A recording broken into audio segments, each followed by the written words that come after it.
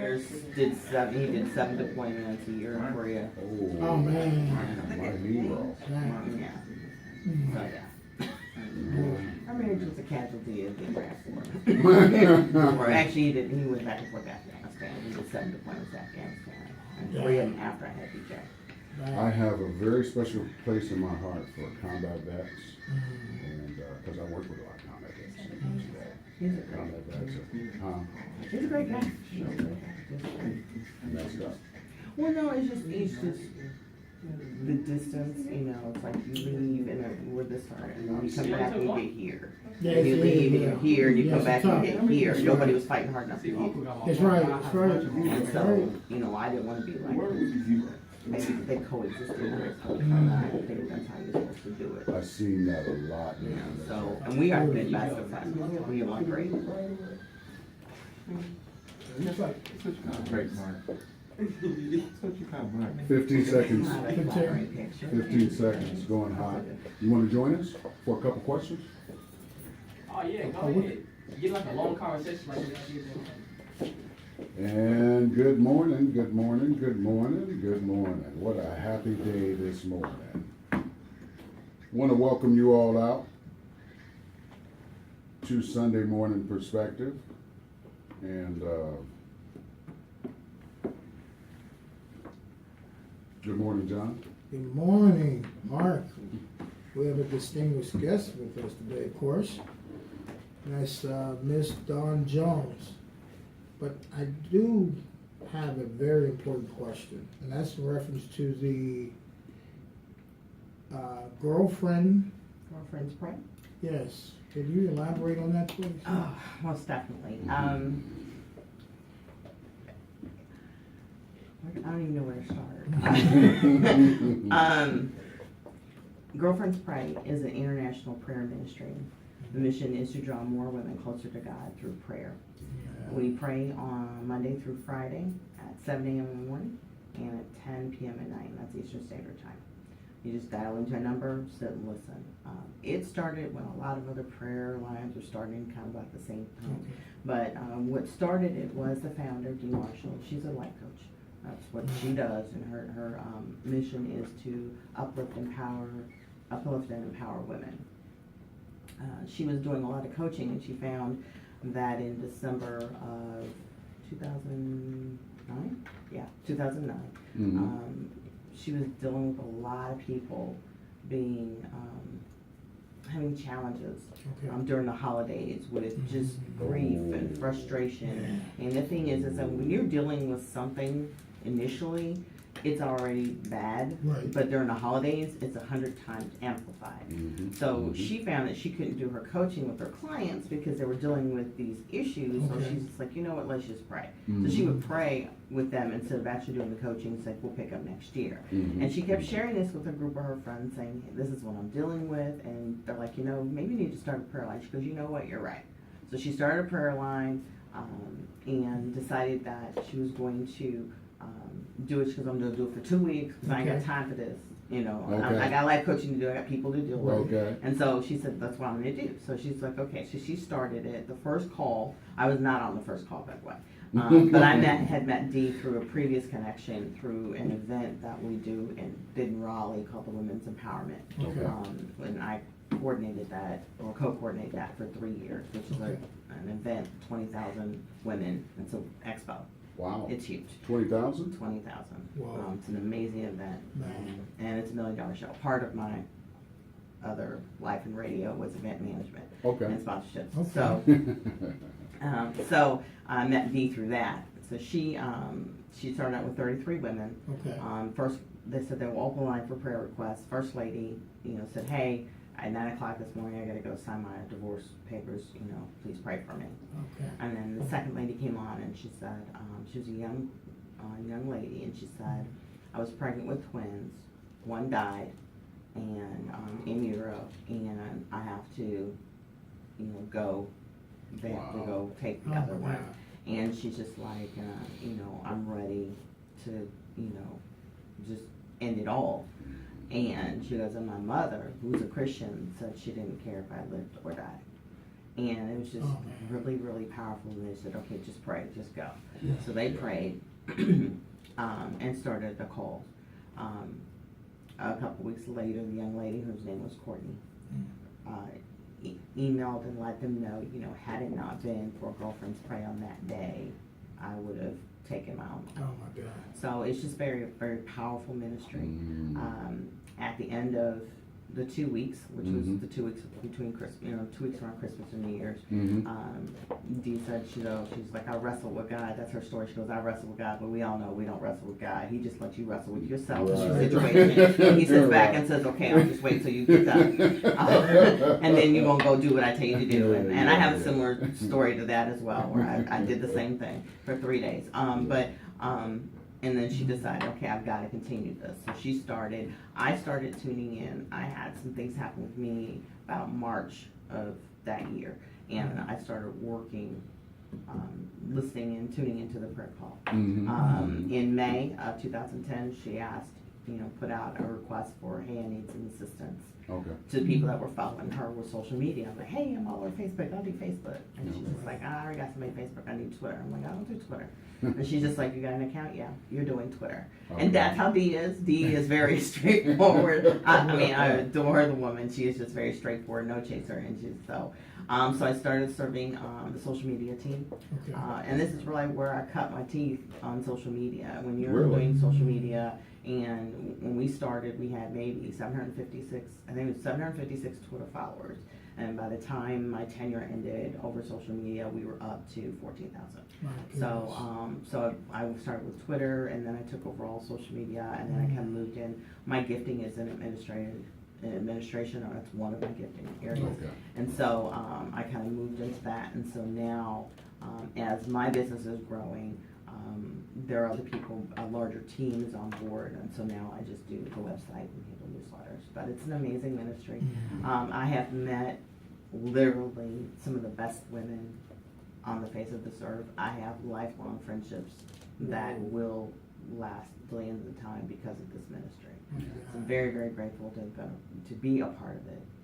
And that's one of the things you'll hear me talk about. One of the things that men can learn from women is that I'm hearing you talk about that connectivity. Yes, And again, yes. coming from a large family and having sisters, and then watching my wife, and that's one of the things I love that I see women do is you guys are connected. You're a connect for life.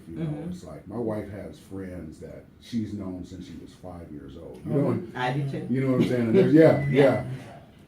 And I think that's a blessing, and that's it's one of the things that us guys can really take a lesson on. But the way that got started, Girlfriends Pray, is powerful because I think a lot of times, Dawn, we don't really understand how difficult the holiday season can be. It can be very difficult, especially when you've dealt with a loss, whether it be a loss and someone has passed on, or a loss where something has ended, like a marriage or a job. It's very, very difficult to deal with that during the holidays. Yeah. So watching that come together under the circumstances is just really amazing. So how do they get to Girlfriends Pray? How do we get to that? We have a website. It's www.girlfriendspray.org. And we do calls Monday through Friday, Okay. 7 a.m. and 10 p.m. Eastern Standard Time. And then on Wednesdays at 12 noon as well. Beautiful. And on Fridays, we do Men Pray at Girlfriends Pray. So we have Lovely. pastors and ministers pray on Friday mornings. Yeah, I got one of my sisters that listens to the show, and she's my prayer warrior. All right. So I know she'll be really, really interested in connecting. Yeah, and we're on social media everywhere at Girlfriends Pray. All right. Also, we have a special guest in the studio, Mr. Gregory Merriweather. He's joined us for a portion of the interview. And I got to say too that Dawn has let us know that she has more time than we originally expected, so it's going to be great. She gets to hang around a little longer. Yay! Yes. Don, before I forget, can you give us your information? How could someone get in touch with you with all these beautiful things that you do? Sure. My company is 2911 Media. Okay. And I'm everywhere on social media at 2911 Media, and it's the number 2, the number 9, 11 spelled out Media. So, Amen. website is 2911media.net. Or you can email me at dawn@2911media.net. Because I would like to definitely, I'm gonna need you to give me a ticket. That's how they talk in California. Okay. A ticket. My brother's from Seattle. I mean, my nephew's from Las Vegas, and he was like, man, this guy was talking to him about a business. Man, just give me the ticket, man. Just give me the tickets. What's this brother talking about? What's that ticket? Yeah, the ticket means that just give me a proposal on how much it would cost for you to do some things for my company, TripGear. Okay. The ticket. So now we know. So you learn something every day. See, yeah, thanks, John. Yes. Yeah. And you mentioned something about cut. What does that mean? Cut. You said something about what you were talking about when you got into the business that you. Cut my teeth. Yeah, what's that? What's that? That's where I kind of, as a baby, Right. when the teeth are coming in, Right. you chew on something, Right. something, so it's kind of cutting, that's helping cutting your teeth in. Right. So that's kind of where I cut my teeth in radio as in Peoria. Okay. Started. You got your start. Yeah. Okay, you gotta break it down. Now. Yeah. Scary, man. You have to break it down. No, Yeah, it's we're because of talking being a about Marine. gunfire and It is gunfire. because of being a Marine. Yeah, it's the Army thing. We have to talk real Slow. slow. Oh, Ronnie needs some help over here. He's picking on me. Hey, Gregory. Hey, Mark. Hey, how you doing, man? You got some questions?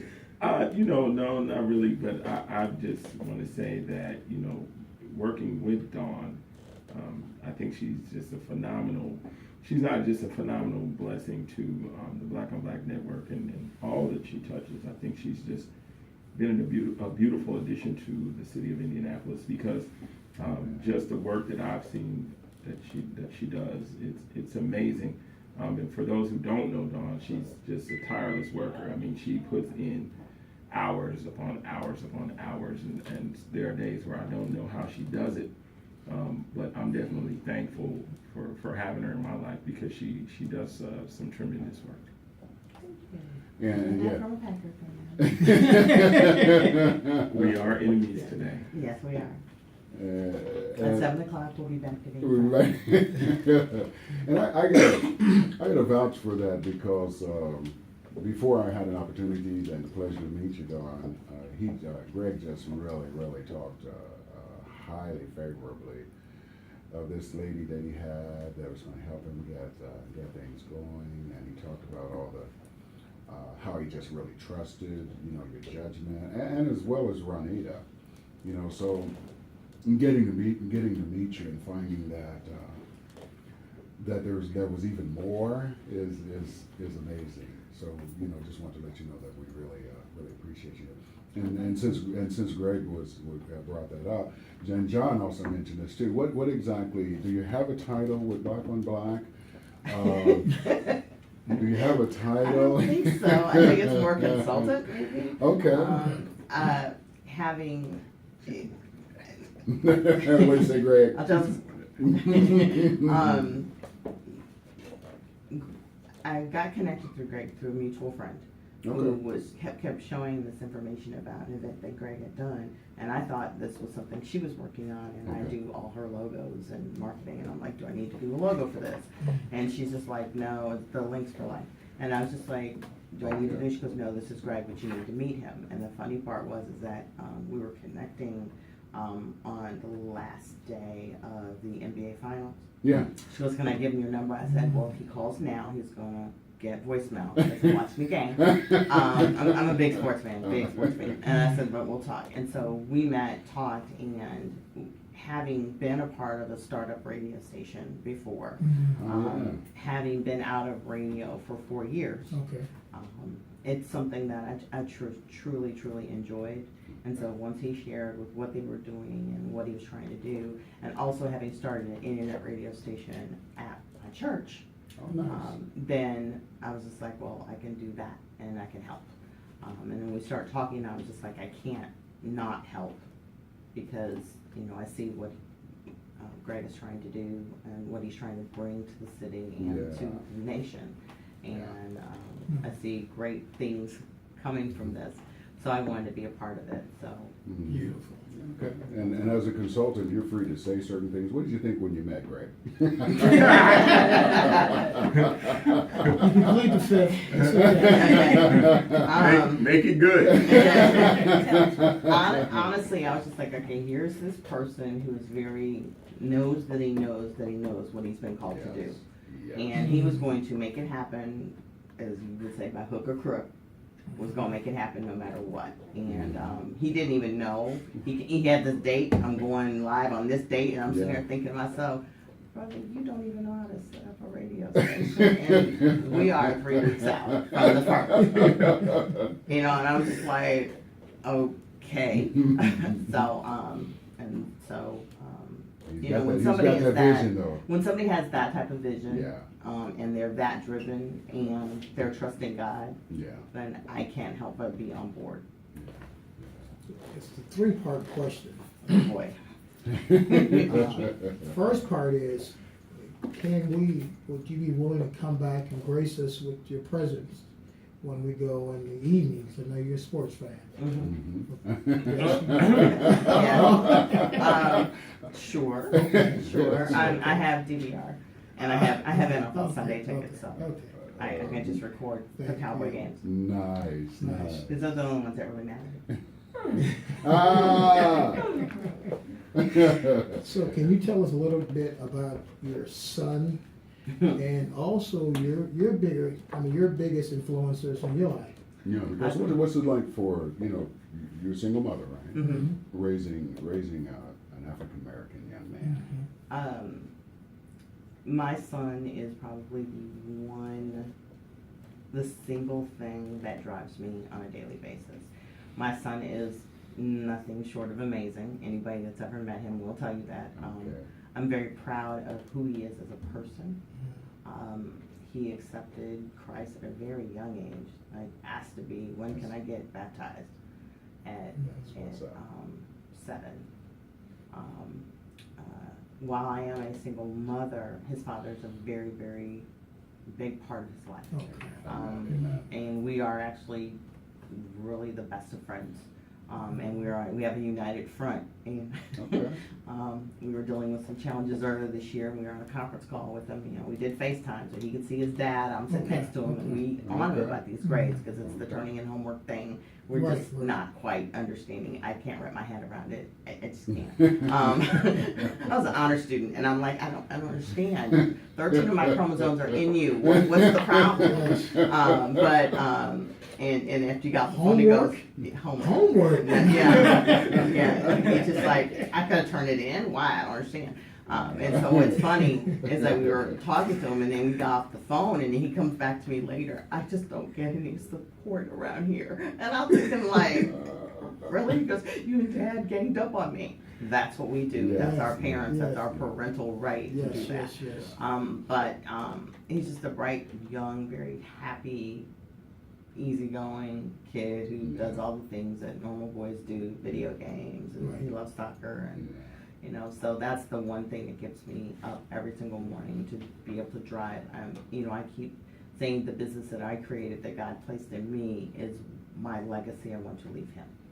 Okay, say it again. That's Legacy. the legacy. Another thing that you mentioned, and I tell our African American brothers and sisters the importance of putting things on paper or recording. In fact, one of the things that I do is tell people, no one has your life. And people just look at me, and they're in the 70s. I said, record it. Record your life experiences. It could change somebody's life, maybe not today, but maybe 50 years from now. So that legacy is powerful, and it's so profound that we don't talk about that enough, because some of our parents never talked like that about a legacy. But can you express or articulate about some of the positive influences in your life? Sure. I want to speak a little bit to the legacy thing. I think the thing that we as African Americans have been challenged with is that other races and individuals are in their second, third, fourth generation of passing on businesses because they had those things Yes. way far in advance than we did. We as African American people are really in our first, maybe second generation of having the ability to own things and pass them down. And that's why most of us have to start every generation start Right. from. Yes. And we could have a whole nother show on Yes. Let's do it. Yes, yes. on my thought Yes. of how we as people don't prepare, you know, because my biggest pet peeve, and I hate to say this, but my biggest pet peeve is when somebody passes, we gotta sit around and pass the plate so everybody can pitch in, so we can take care of the services, because we didn't do the planning, the financial planning, yeah, because my first job was in financial planning. And didn't do the financial planning on the front end to at least have a life insurance policy in place to take care of that. And the thing is that the other folks, That's right. they have that, but That's they right. plan, okay, I'm gonna get a policy to That's take right. care of the home so you don't That's have to correct. pay for the mortgage, Yeah. and I'm gonna get a policy to take care of the college That's for the right. kids to be able to go, Ooh. and then I'm gonna take care so you can have some money, cause my income is missing, cause I'm gone, so it's gonna replace that. Don, I see them And at people don't Starbucks. think like that. That's what I see them at Starbucks all the time. Right. These families, is what they be And so, discussing. and so if Wow. you don't Mhm. think like that, You're right. then we're starting every single generation correct. trying to move forward. And so my job, my responsibility to my son Mhm. is to make sure that should I be taken home prior to him getting up and out on his own, Mhm. that he's got something to fall back on, Mhm. that something's gonna be there financially to take care of him. Yes, his dad will be there, yes, Right. you know, but Right. I wanna make sure that my job as a parent Mhm. Right. is to make sure he's covered. Yes. But also with my business is he is not gonna go out and have to try and find a job. Talk He'll to be me. working for me. Okay. Preach. We're actually Okay. starting Yeah. training on website development Yes. this Yes. week. Like, I'm gonna show you how to make a Yes. website. We doing WordPress classes at the house, It- so. You know what's so horrific, Ronnie and Greg and Young Paul and Don and Mark, is that we invest in lottery tickets. Oh, Talk to me. mm, You know what I'm saying? I don't even wanna go there. But we will spend $100, $200 in lottery tickets rather than investing, as you just said, in insurance so people can be taken care of and you don't have to pass the bucket around. It's just horrific. You know what I'm saying? It's just hard for me to even talk about because I've been through that with family members that make $125,000 and someone passes and they only have $10,000 in insurance. It's like, are you serious? So we have to get, as Mark just said, we have to get beyond that, to starting over again, each generation starting over. And it seems unequivocally, Don, you have a plan, you have a pathway. And more people need to hear what you're saying. And then we have Greg that's so gracious enough to bring on the Black on Black Network to be a vehicle to get people this information, because information is critical. Even Frederick Douglass said that knowledge is power and words are weapons. And Einstein said that every child is a genius, but they have to have that information to propel them to those things they need to do. Okay, enough of me, Mark. Go ahead. You sound so good, man. Again, Dawn, I want to thank you for coming in. One of the many things that you said that I think is a really good message for single moms or single parents, period, is the ability that you guys have to work together, with your son's dad, coming together for a common purpose. Because as we all know, that male influence for a young male is invaluable. And just hearing you say that you guys are friends, and that your son comes first, I just see a lot of the opposite in our community. And I'm not going to point any fingers or anything, but I will. Go ahead. I'll let John do that. But I think it's really great to hear not only that, but I want to send a message out to say that that's not uncommon. Unfortunately, the media, Yes. The other media highlights the negative more so than the positive. I know in my circle of my friends, I see a lot of what you just said. Mm-hmm. I see a lot of that positive influence. I see a lot of families working together. I see a lot of positive stuff. Now, we do have some things that we need to continue to work on, but this is the importance of Black on Black Network, because we need to tune in to hear our people say the things, say the truths about us, as well as the things that we need to improve on. But most of us, or most of the ones that I know, are really doing a great job at parenting, at legacy, at professionalism, you know, mother and fatherhood. And I think that we can all learn from each other in that respect. So that's one of the things that you said that has stood out to me. Amen. Amen. I'm not preaching. I'm just saying. Telling the truth. Well, I think the challenges, and you know, my parents divorced when I was 9, but fortunately, you know, we knew all the things that had caused it. There was not a lot of tension or arguing in the home. Okay. And I think that's a challenge, is that as parents, you have to make sure that you're impacting your younger children that are part of that can sense when something's off or not right. I made the decision that I didn't want my son I didn't want to get to a point where I started resenting, you know, because things weren't going great. Right. So I didn't want to get to the point where I resented and then started hating, and then my child seeing that evolve. And I don't think any child should see that between their parents.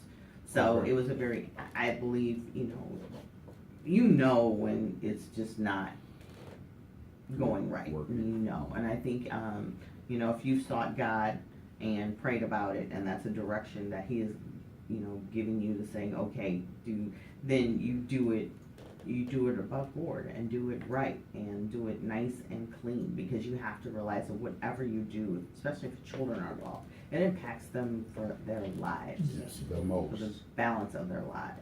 Amen. Amen. So how much more time you got? Another half hour. About 30 minutes. Don's going to be with us a little longer, and we really appreciate it. We're going to take a quick break. You're listening to Black on Black Network. You're at Sunday Morning Perspective. Stick around for more.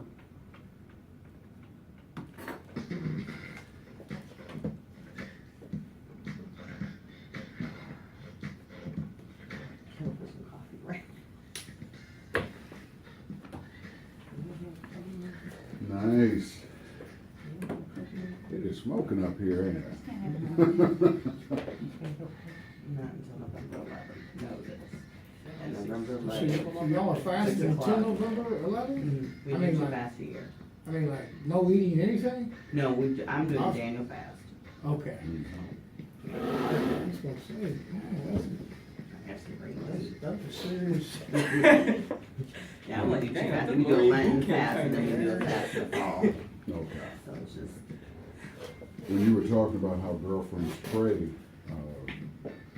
started, when I was working in reentry, and I was there for like 10 years, but a couple of years into it, I just noticed, you know, how difficult a lot of our guys. I worked with the men and the women. First I was with the men, but I just noticed at that time of year how the guys were reacting, responding. Being a case manager, a lot of them, when you get them alone, a lot of them share, you know, what they were going through. So I actually started a group that I would start like the beginning of November and run to the beginning of the year, called Surviving the Holidays. But now, if you lose That somebody, was that same focus. then we can get on, Get you know, together somebody to comes support off each of other yours, through those. as long as you don't mind, somebody comes off of It's yours. really hard. It is. And we underestimate. Anytime yeah, you see. because Greg usually, on, especially if you you lost somebody in the last year, You feel me? like the holidays, Yeah, once it's the somebody first comes Christmas off, we can go without on. something. That's like, Yeah. you know, I said 5,000. And it just And makes then the people group that much harder. came off, because you yeah, but you remember can have people here. holidays, He's especially like for somebody. Yeah, I mean, such a yeah, you long Family time. family time, and when that person's not there. I have a friend Yeah. who really close. No, friend, as just soon as I lost his seen your sister name, I had about 10 unexpectedly. people. Yeah. I usually, And I check, then I look at what, cause I that was used to like just last get people, month. but now I look at their profile. Last month. I got some Last month. crazy folk Lost his boys. sister. I'm like, They were oh. best friends. And then, and I grew up with them both. and then. No, you're good. Yeah, okay, oh. Just as Yeah, well. check the profile. So I'm, checking him daily, I like the daily check-ins, even though I'm okay. I thank you for the check-in, that's what I was doing. We gotta look forward. That's that ministry. I try not to delete my brother. Sounded so funny, the point that you brought about the insurance, that's one of the, things, like, when I set up my insurance, I did the same thing enough to make sure my house was covered, and when I Amen. did it, Ronald wasn't, he wasn't, his age, he was younger, so that he would be able to go to college, Rihanna would be able to go to college, Kayla would be able to go to college, and it's always saying, let me just plan for the worst and pray for the best. I was speaking to Don, I was speaking of my oldest brother who works at the mill, makes $60 an hour. My sister-in-law passed, the only insurance she had was the 25 cents that he puts per week from the mill. That I'm dead and, See how this happens? I know I'm gonna die, Greg. Yeah, that touched, that touched my heart, touched me I took guardianship of him, the first week I had insurance on him. And that's what I'm saying. Yeah, you can't wait. I was Yeah, you unprepared. can't wait. It's a responsibility. I'm trying to Make get it some no sense. One thing you know in life is you gonna die. He talking about getting See, that but that's what I'm trying to get done on Sunday morning perspective. What's that? Ronita, y'all put Ronita in the prayer line? Yeah, I'm sure she can put me under you, because I know you're a real girl. Ryan, do you have any questions you wanna ask Don? You're here. You talking about you can team up on us now? Cause Ryan would get mad. Boy, I did not be getting mad. boy. See the whole day, see the whole day and won't say a word. They being sweet. Y'all said women ain't supposed to speak. That's not what we said. That's not what we said. Don being all sweet down you, but I'm telling you, they were like, talk about the black woman ain't doing this, black woman ain't doing like I be getting that kind of stuff. Oh, wow. Yeah, oh yeah. Even they were talking about the black men, I said one thing, it turned around all on the black men, like in 2 seconds. Text me, and she handled herself too, though. You'd have been proud of her. Come on, we can talk more about that. Yes. The topic, we still on, There was something with this mic right here. Forgive and forget. we still forgive and forget. Yeah, Is that mic? Oh. forgive and forget. And then we got, do I have you off up here? Is that? So Greg, you're gonna give your spiel again about Don? Nah, I said one and done. They said, the mic wasn't up. They said, you gonna give you a spiel again about Don. I said, that's a one and done. Ain't nobody giving props like that twice. If it didn't come across on the air, See, we got it on video though. Again, on video. Yeah, We on got 1 video. minute. dig that up. Yeah, fine.